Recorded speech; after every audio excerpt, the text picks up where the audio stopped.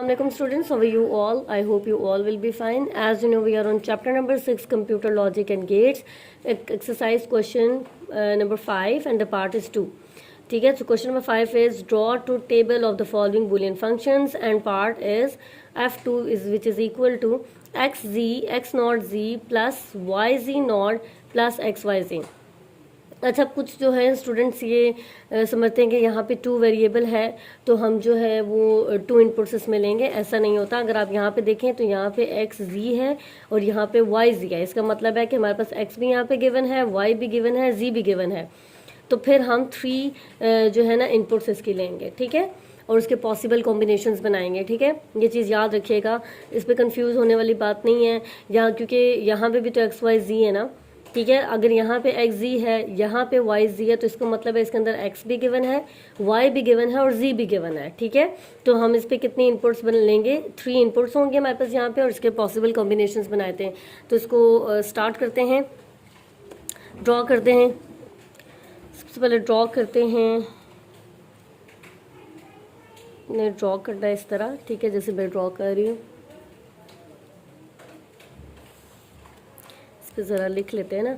ये हमारे पास x के लिए होगा, ये y के लिए, एक हम z के लिए बनाएंगे। ठीक है, अच्छा अब हमें यहाँ पे x नॉट है तो एक हमें x नॉट के लिए भी बनाना होगा, z नॉट है तो हमें z नॉट के लिए भी बनाना होगा। y के लिए हम नहीं बनाएंगे क्योंकि कहीं पे भी y नॉट नहीं है। ठीक है, ओके, सो पहली टर्म हमारे पास x not z, second term है हमारे पास y z not, third term हमारे पास x y z और एंड पे हमारे पास आएगा f2। ठीक है, इसकी लाइन्स ड्रॉ कर लेते हैं, लाइन्स ड्रॉ कर ली।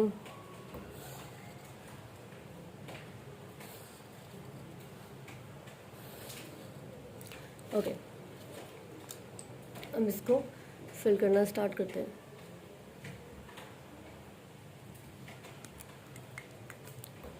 हमारे पास तीन इनपुट्स हैं तो हम उसके अकॉर्डिंग पॉसिबल कॉम्बिनेशंस बनाएंगे। 0 0, 4 दफ़ा आपने 0 लेना है और 4 दफ़ा ही आपने 1 लेना है। ठीक है, इससे ज़्यादा आपने कॉम्बिनेशंस फर्स्ट इनपुट पे नहीं बनाने।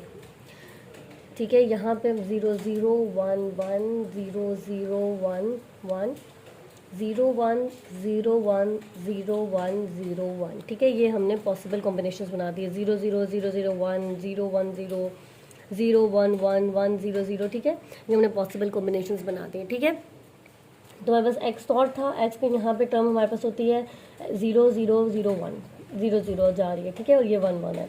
तो जब आपके पास नॉट आता है ना तो इस टर्म का इन्वर्स हो जाता है, मतलब इस टर्म का जो ना ऑपोजिट आ जाता है। ठीक है, तो यहाँ पे 0 है तो यहाँ 1 होगी, यहाँ पे भी 1, यहाँ पे भी 1, यहाँ पे भी 1, done.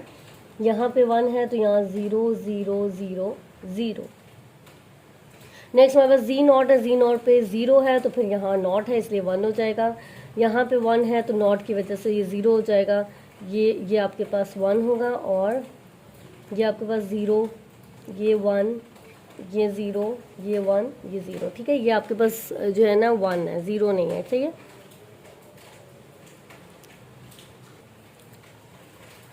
X not G find out करते हैं। एक्स नॉट ये है और जी ये है। ठीक है, तो अगर टर्म्स इस फॉर्म में लिखी हो तो ये मल्टीप्लाई हो रही होती हैं, और अगर टर्म इस फॉर्म में लिखी हुई हो एक्स नॉट प्लस जी तो ये जी एक्स और जी की टर्म जो कि प्लस होगी, लेकिन ये प्लस की फॉर्म में नहीं है, ये प्रोडक्ट की फॉर्म में लिखी हुई है हमारे पास, तो हम इसको मल्टीप्लाई करेंगे। ठीक है, तो एक्स नॉट और जी हमारे पास गिवन है, ऑब्वियसली ये 0 होगा।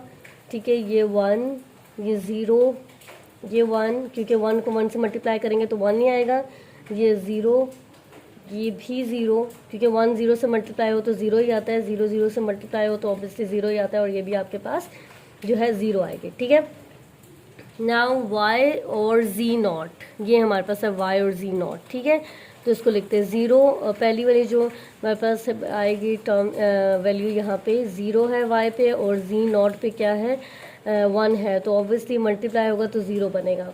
ये 0 0 से मल्टीप्लाई हो रहा है, उसके बाद ये y है, y की टर्म और z की टर्म, ये वाली टर्म और ये वाली टर्म आपने मल्टीप्लाई करनी है। ठीक है, तो 1 और 1 हमारे पास 1 आएगा, उसके बाद y पे 1 है और z पे 0 है। ठीक है, तो ऑब्वियसली 0 आएगा।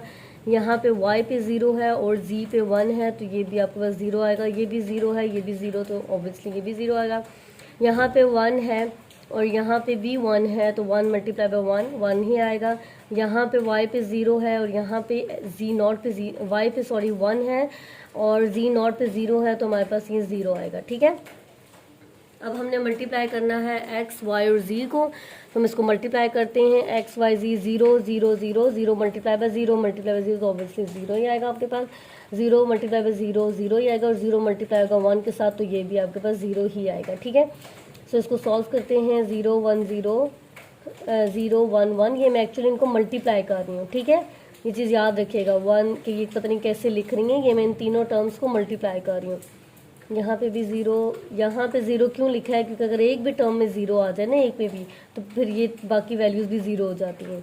तो ये भी आपके पास 1 0 1 ऑब्वियसली 0 हो जाएगा। यहाँ पे 1 1 0 और यहाँ पे तीनों टर्म्स 1 है तो यहाँ पे 1 आएगा। ठीक है, अब एंड पे हमने इन तीन टर्म्स को प्लस करना है।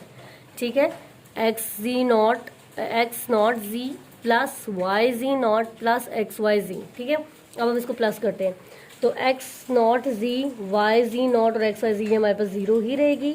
ठीक है, 1 प्लस 0 ऑब्वियसली 1 आएगा।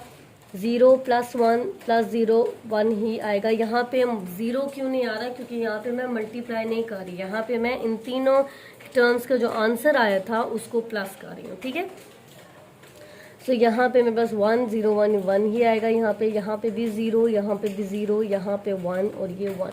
ठीक है, सो ये हमने क्वेश्चन नंबर 5 जो है, क्वेश्चन नंबर 5 का पार्ट नंबर 2 जो है ये हमने सॉल्व कर लिए। अपने ये जो एक्स्ट्रा लाइंस होंगी इनको आप रेज कर दीजिएगा। ठीक है, आई होप आपको समझ आ गई होगी। Thank you so much.